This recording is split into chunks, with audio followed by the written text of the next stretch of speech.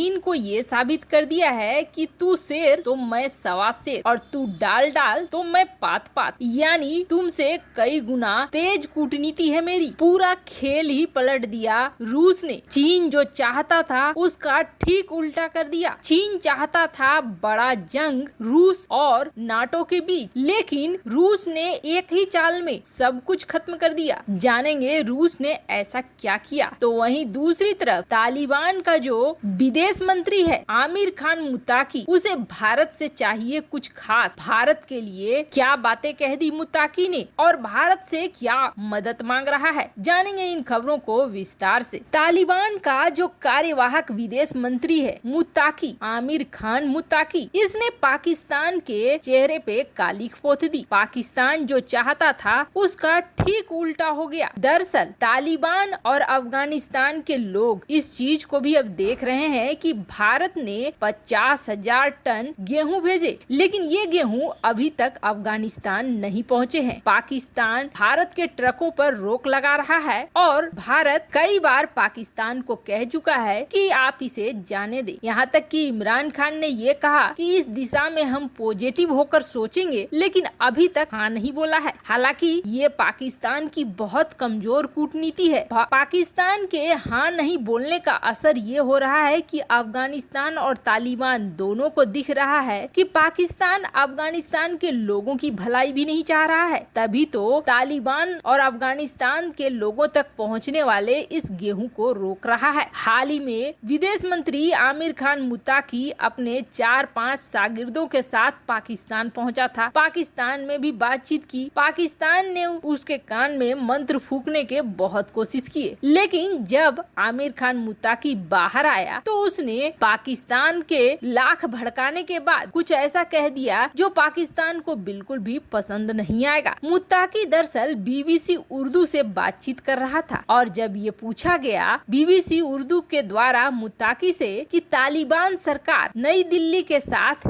क्या करने वाली है, कैसे रिश्ते रखने वाली है और क्या पाकिस्तान को साथ मिलेगा तालिबान का भारत के खिलाफ, तो मुत्ताकी का एक अलग ही जवाब था। मुत्ताकी ने पाकिस्तान की आशा के विपरीत ये कहा कि भारत से कोई संघर्ष नहीं चाहते हैं, हम भारत के साथ रिश्ते अच्छी चाहते हैं। अफगानिस्तान में भारत का एक गुडविल है, लोगों की नजर में भारत एक बहुत अच्छा देश है। ऐसे में हम नहीं चाहेंगे कि भारत के साथ हमारे संबंध खराब हो। और जब ये पूछा गया कि चीन या पाकिस्तान की तरफ से आपके संबंध मजबूत हुए हैं, तो मुत्ताकी ने ये कहा कि जब हमने रूस में बैठक की तो भारत, पाकिस्तान और कई देश के प्रतिनिधि थे और सबने पॉजिटिव बात ही की है, इसलिए हम किसी भी देश का विरोध नहीं कर रहे हैं। मुत्ताकी का ये कहना पाकिस्तान को बड़ी मिर्ची लगाने वाला है, क्योंकि काफी कुछ सिखाने की कोशिश की पाकिस्तान के विदेश मंत्री ने, लेकिन इसके उलट अफगानिस्तान भारत के तरफ नरम रुख रख रहा है, न कि पाकिस्तान की तरह फजूल की बयानबाजी कर रहा है। वहीं आप देखेंगे तो ऐसा लगता है जैसे गुरु गुड़ रह गया और चेला चीनी बन गया है। पाकिस्तान से अच्छी कूटनीति तो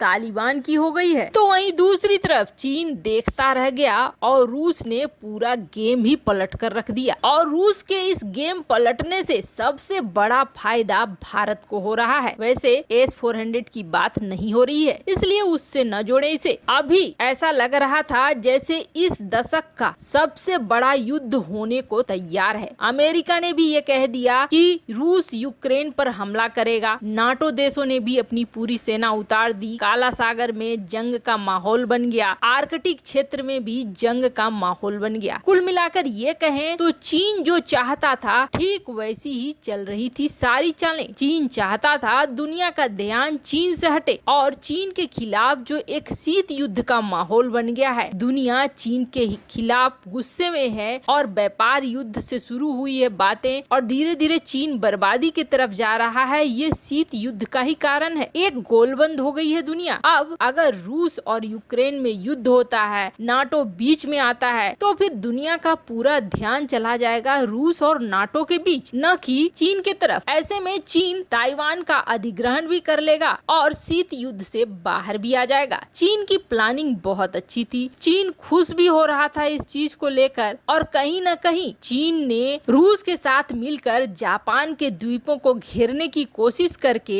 इसे भड़काने का ही काम किया। चीन आग में घी डाल रहा था इस मामले में पूरी तरीके से। अब रूस को फंसाकर अपना टेंशन दूर करने की चक्कर में था चीन, लेकिन पुतिन कोई कच्चे खिलाड़ी नहीं है। वैसे तो यूक्रेन की सीमा पर बड़ी संख्या में टैंक और बड़ी संख्या में सैनिकों की तैनाती हो गई है, लेकिन इन सब के बीच एक बड़ा खेल खेल दिया पुतिन ने। चीन एक धोखेबाज देश है, इस चीज को पुतिन भी बहुत अच्छे से जानता है और खास करके जिनपिंग की नीयत धोखे से भरी हुई है। जिनपिंग सिर्फ और सिर्फ अपना फायदा देखते हैं, ऐसे में पुतिन यकीन बिल्कुल नहीं करते हैं चीन के ऊपर। इसलिए चीन जो ये चाहता है कि ये विवाद बढ़े, नाटो और रूस आपस में उलझ जाएं और युद्ध के हालात बन जाएं, वो न तो पुतिन चाहते हैं और न भारत चाहता है। भारत के साथ और भी चीजें हैं जिसकी वजह से भारत बिल्कुल नहीं चाहता है कि रूस और नाटो के बीच लड़ाई हो, रूस और नाटो किसी बड़े संकट में फंसे। अगर रूस और नाटो के बीच तनाव बढ़ता है तो इसका कूटनीतिक नुकसान होगा भारत को। पर समस्या ये है कि पोलैंड की बात हो, बेलारूस की बात हो, अटलांटिक की बात हो या फिर यूक्रेन की ही बात क्यों ना हो, दोनों तरफ नाटो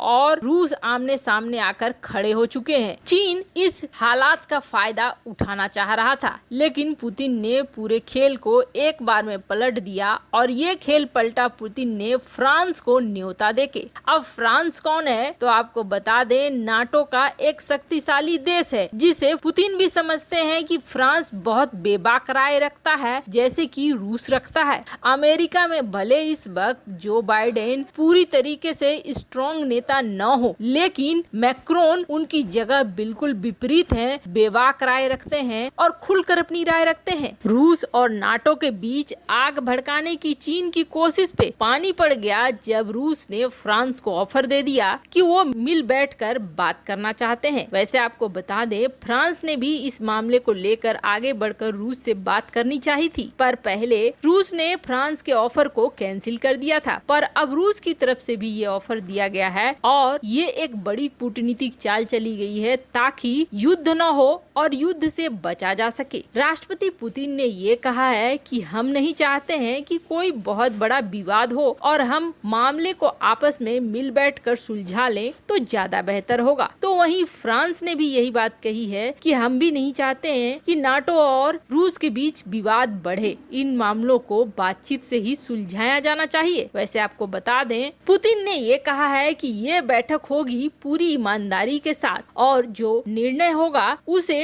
पॉजिटिव तरीके से लिया जाएगा, यानी एक बार में अब कम से कम युद्ध खत्म करने की दिशा में बढ़ रहे हैं पुतिन। यानी चीन की बड़ी चाल नाकाम हो रही है और चीन ने जो सोचा उस पे पानी पड़ रहा है। तो वहीं इस बैठक का सफल होना भारत के लिए भी फायदेमंद है। वैसे आपको क्या लगता है, क्या पुतिन ने बिल्कुल सही चीज सोची? कमेंट कर अपनी राय जरूर बताएं। जल्द मिलते हैं अगले वीडियो में नई खबर के साथ।